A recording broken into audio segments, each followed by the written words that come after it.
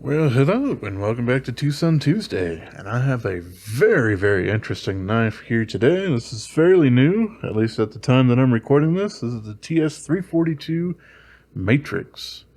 As you can see, this is a front flipper, but we also have a thumb stud. Let's go ahead and pop this guy out. Yeah, fairly large one going on here. This is a Jelly Jerry design.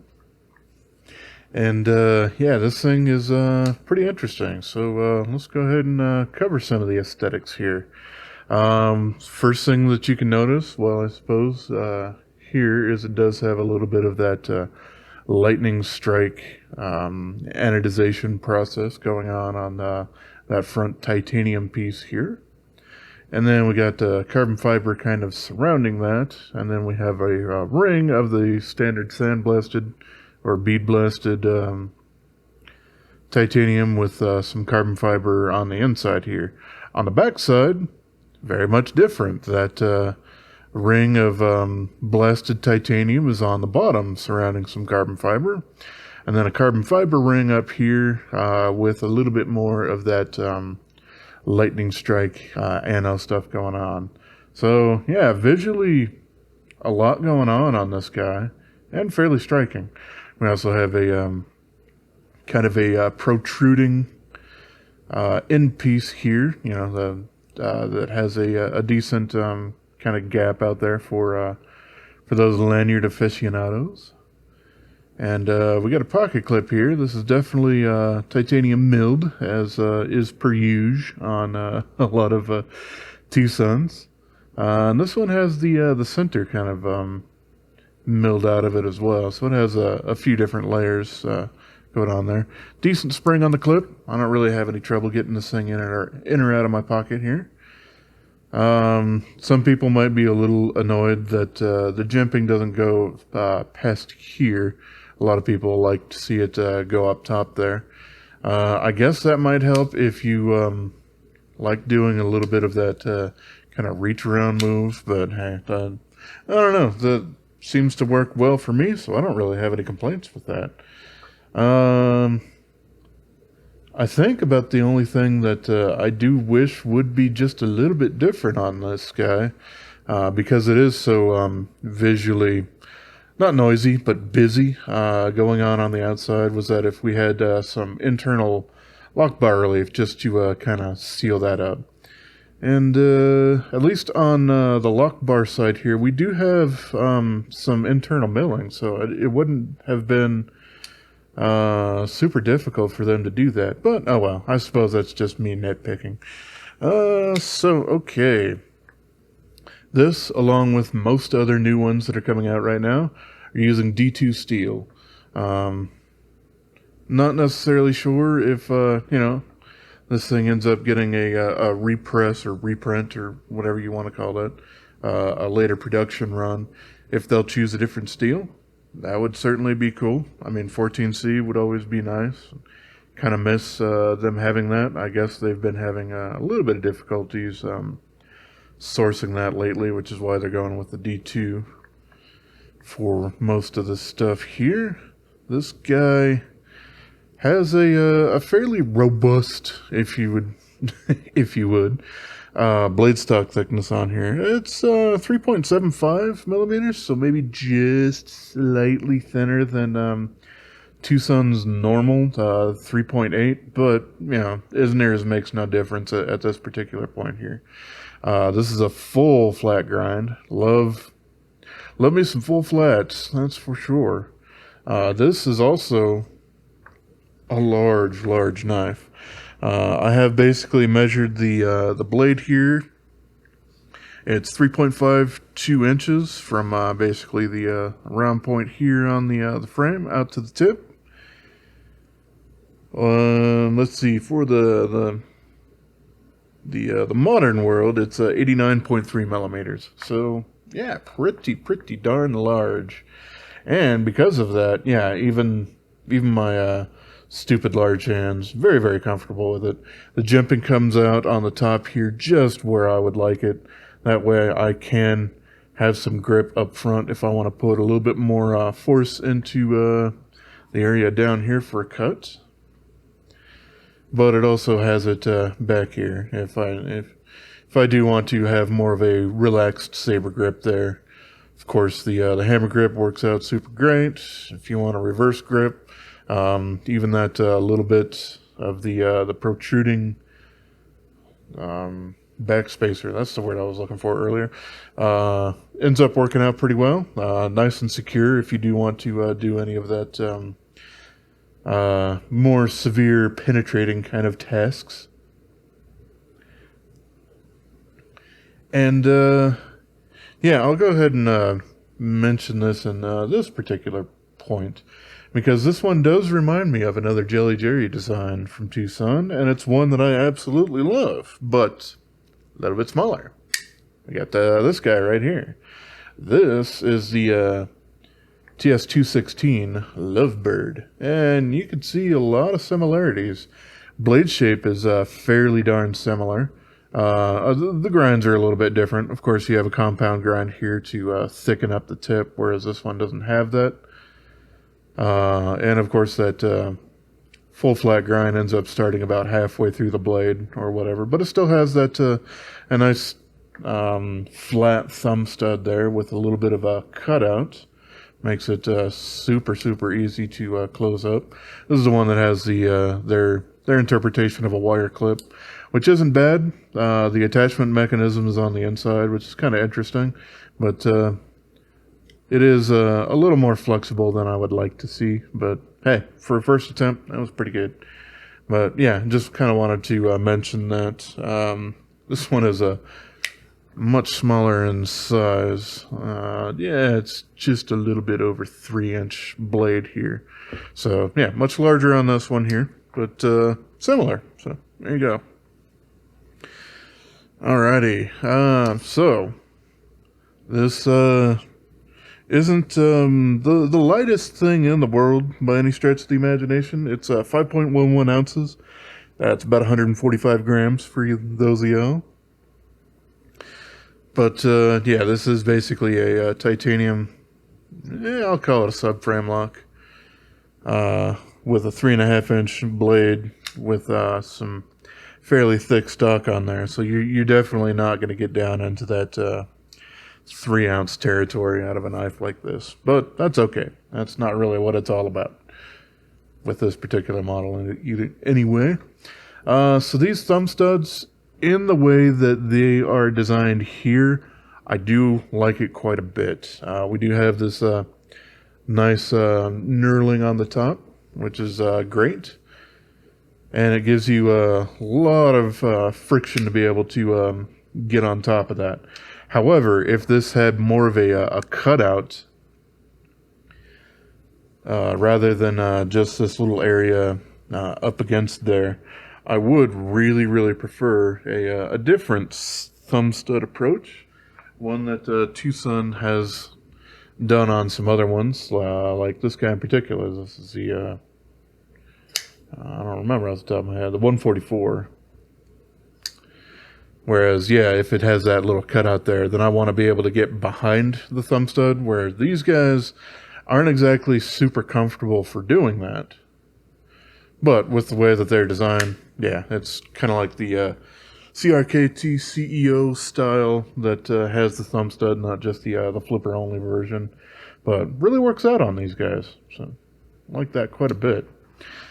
We can see that, well, at the moment at least, my centering is not exactly the best. But yeah, it's a little bit loose. That will be taken care of probably at the end of the video when I end up doing a little bit of the disassembly on this thing here. As far as the thickness on here, this isn't absolutely super chunky thick, even though it kind of might look a little bit like that. We got 0.55 of an inch here. That's 14.1 millimeters. And yeah, it does have a slight bit of a radius here, so it is contoured.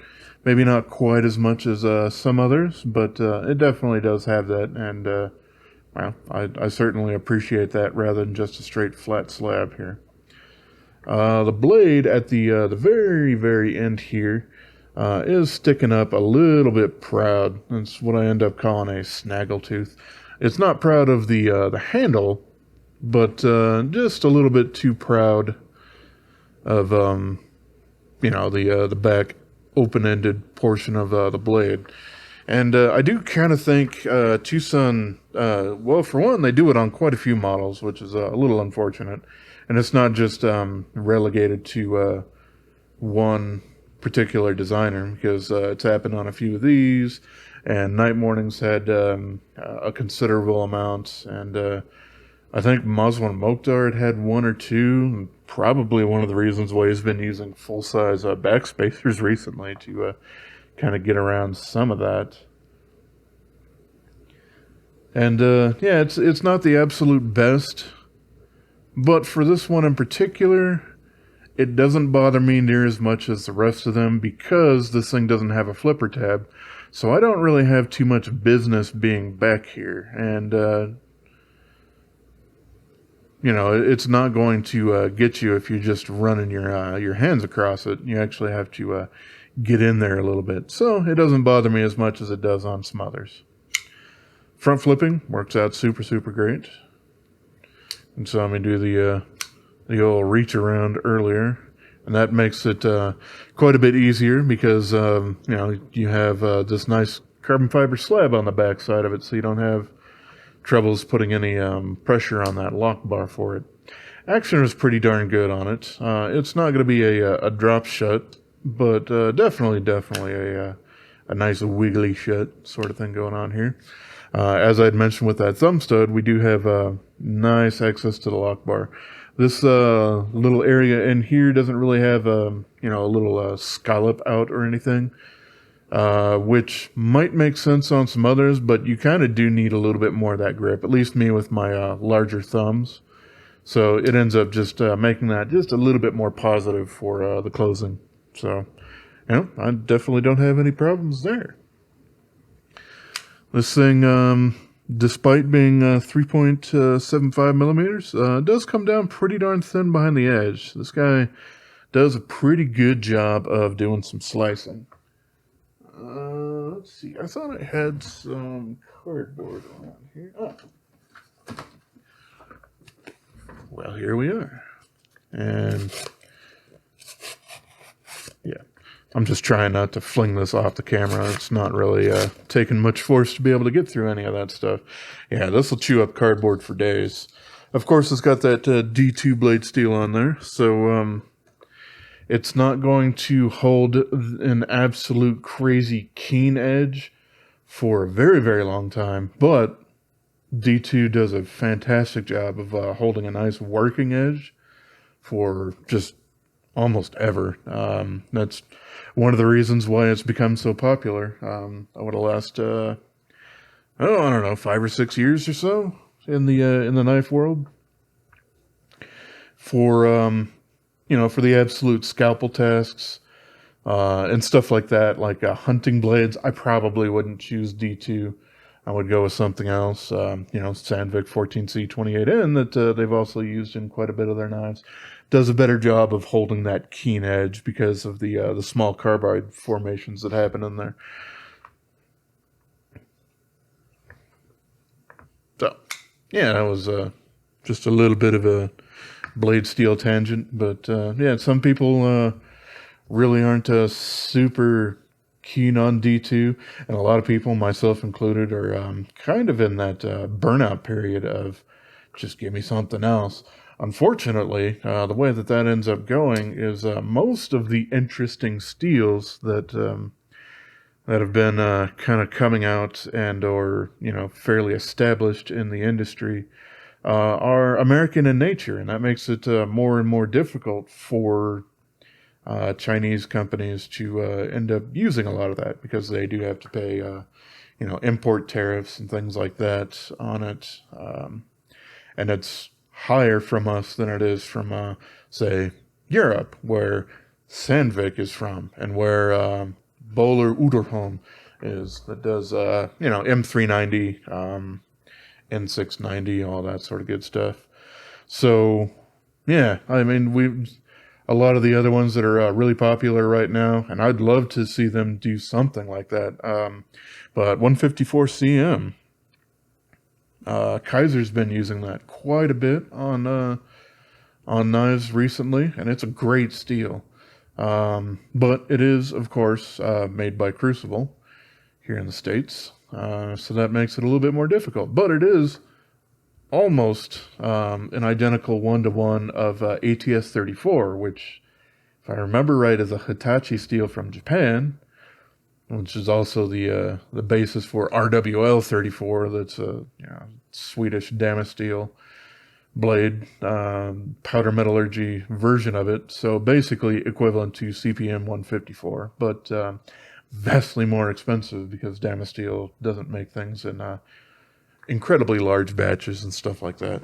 But yeah, I would love to see them possibly use ATS-34 or ATS-55 or something like that. I guess maybe even VG10.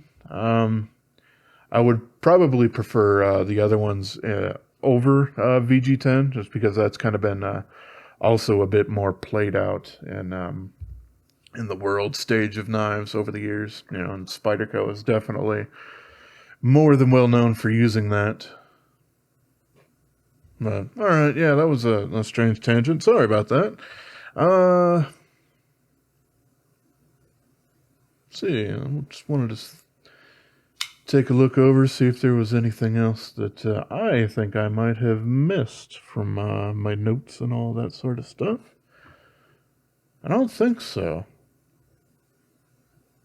Yeah, I really like this thing. It's definitely a beast. It is large. Oh yeah. I can cover the sharpening choil here. It is very, very gradual going up there. But it does basically end kind of around here. You can see I have sharpened it, and you can see basically the very, very start of a smile. So yeah, that's going to end up happening. That's just kind of an unfortunate thing, but at least this one's fairly gradual, so I don't think it will really end up kind of wreaking havoc on your stones for quite a while, if that's the way that you like to sharpen. But okay, that's my standard review going on for this guy. Of course, we are going to do a little disassembly on this guy. And yeah, this one's kind of interesting on the inside. So if you're interested in that, well, we're going to just go ahead and jump right into it. Interesting that the pocket clip screw on this guy, well, a lot of the screws on this is T6 rather than T8. I'm not particularly sure if that was Jelly Jerry's choice or if that's just how they ended up putting this thing together. Keep that longer screw with that.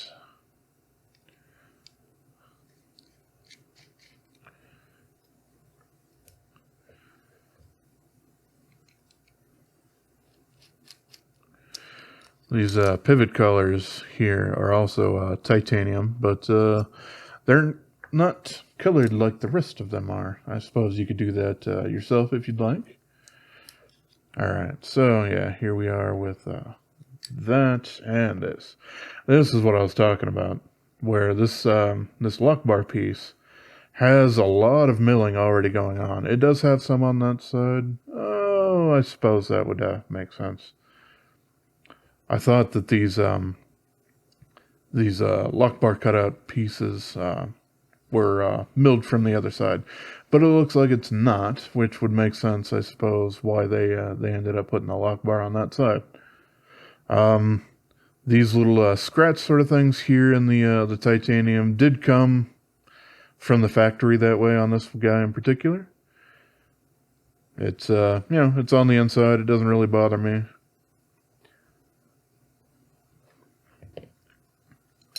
There's that. This one does not have an internal stop pin.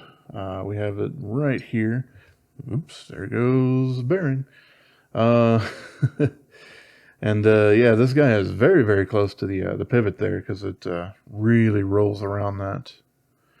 We have just the tiniest little bit of a lock bar, or not a lock bar, a detent ramp going on there.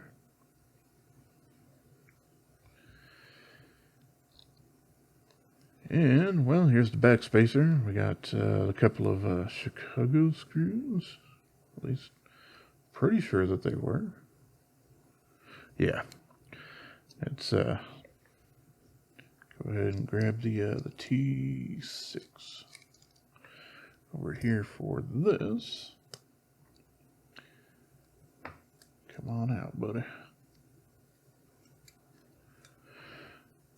And there we go. So there's that. Underneath the carbon fiber, well, I suppose I can attempt to pull them out. I think I did try that. I think this piece might be adhered in, but I could be incorrect in that. Yeah, I'm not getting any movement. So I do believe that piece is probably adhered, or at least very, very low tolerances there for it. But yeah, what you don't end up seeing from that kind of ring thing there is the carbon fiber on this side also has some pieces taken out of it. I don't think it was super necessary, except for how it interfaces with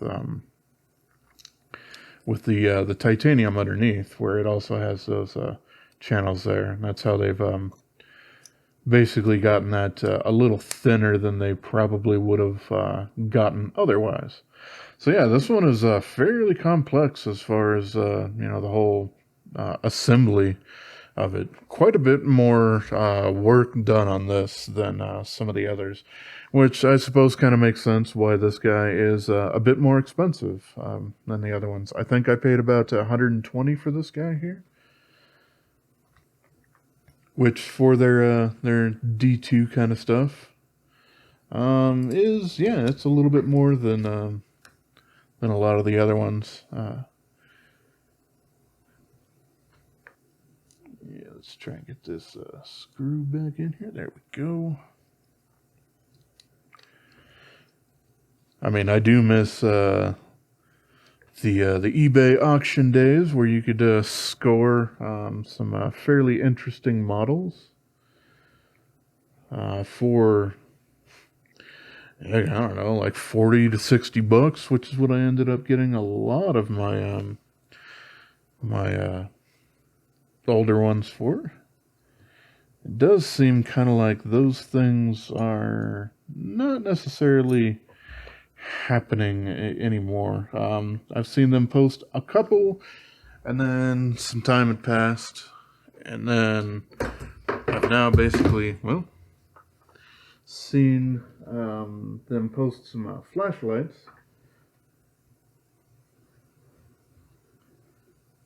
And the sort. What is that? Oh, that was a screw from something else that fell out. Oh, I'm looking for the other bearing here. You know what?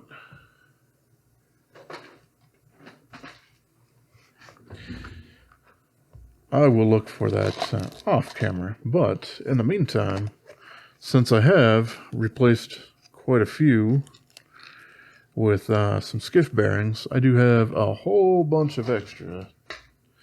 So I'll just grab one of those. This is basically using their standard single row bearings. Come on, buddy. There you go.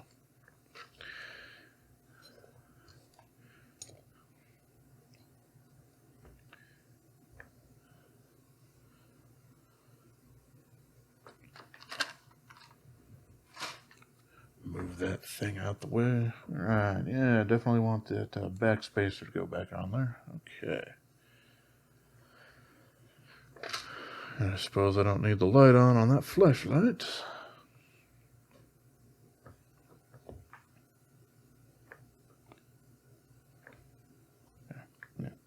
This one has a D-shaped pivot, but doesn't look like it's super needed. As you can see, the lock bar side doesn't really have it keyed out.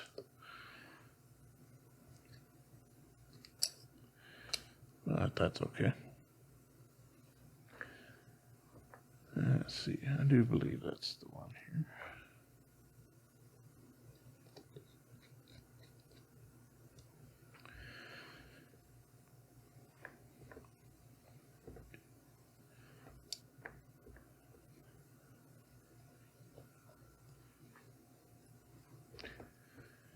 There we are. It is a little strange that this thing ends up using T6 hardware for kind of the outside stuff.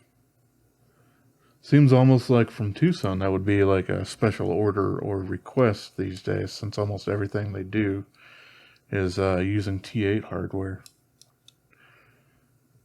But yeah, this thing also, I don't necessarily have any problems with this pocket clip here.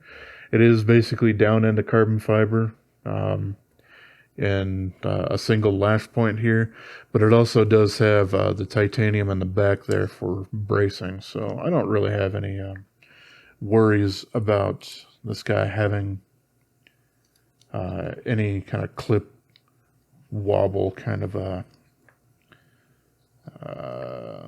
that ends up happening. I think, well, this didn't end up going the way that I planned. It basically unscrewed that from the other side, because those aren't full Chicago screws there. That was, yeah, basically my fault. I ended up doing just a little bit of cross-threading there. Wasn't a huge amount, but enough that it doesn't want to let go when I'm trying to back it out. So I will deal with that in just a little bit. But in the meantime, it's at least all sorts of back together. So there we go. All right, yeah, this one went on a bit longer than I particularly wanted, but you know what? I'll take it. So, alrighty, as always, I appreciate y'all for watching, and have yourself a wonderful rest of your day, yo. Subscribe.